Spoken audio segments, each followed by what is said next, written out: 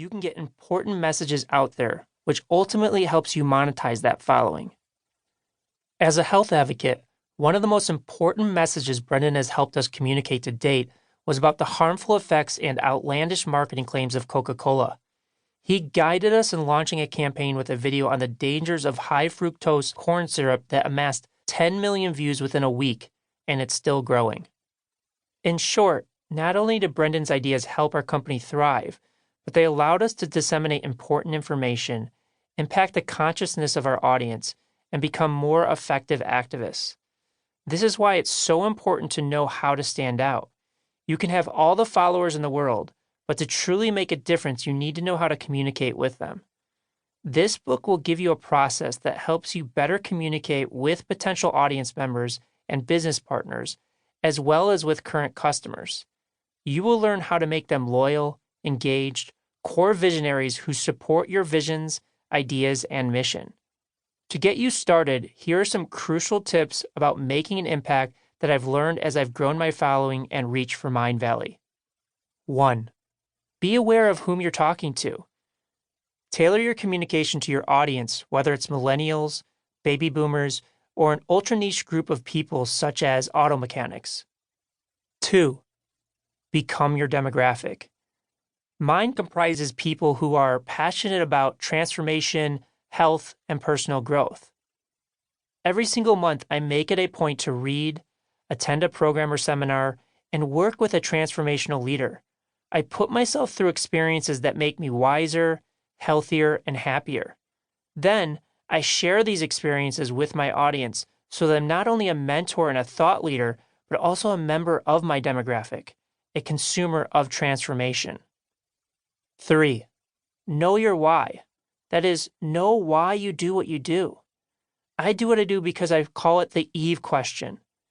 Eve is my 6-year-old daughter, and before every action I take, I ask myself, will this make a better world for Eve? This is why my communication is not just about spreading personal growth information, but also encouraging people to leave the world a better place for all the young children who inherit this planet. 4. Be authentic and real. In my communication, I don't just share ideas for my business. I also openly share my difficulties and challenges. My most commented on and engaged posts over the last 2 years were the ones where I spoke about personal events. How my parents lost their home in a fire, how I was recovering from a serious injury and would have to go through a year of rehabilitation, and even a post where I shared why my partner and I were ending our marriage.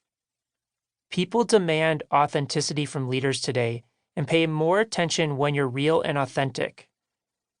Brendan covers all these tips in depth and so many more in this book. I bet you're eager to start reading, but before you embark on this journey to making an impact, I want to address one hurdle that may be in some of your minds. Am I worthy of sharing? Am I unique or special? Do my thoughts really need to be heard? The answer is, you won't know until you try. So why not start today? In 2008, when I first started my company, I only published other people's work. Even though I had considerable expertise in certain fields, I felt I was too young, too unworthy, and too accomplished to publish my own thoughts. I didn't feel good enough until a disaster struck several years later. I lost a deal with my biggest author. All of a sudden, there was a gap to fill, and I decided that perhaps it was a sign that I should step up and become an author myself. When I did so, the universe seemed to support my choice. Not only did my book, The Code of the Extraordinary Mind, become a New York Times bestseller, but it hit the #1 spot on Amazon. Yet, this was a book that I had put off writing for 3 years because I didn't think I had what it took. All of us will face moments of insecurity and doubt, moments where we feel unworthy. Know that these moments are often nothing more than self-imposed limitations. So get out there and do your best. You will refine, grow, and enhance your ideas when you let them flow out to a world that will dissect, comment on, engage with, and mold them. Let public opinion and feedback become your friends. No matter where you are, put your insecurities aside and just do it. You'll get better as you practice the tools that Brendan Kane shares right here in this book. Vishen Lakiani.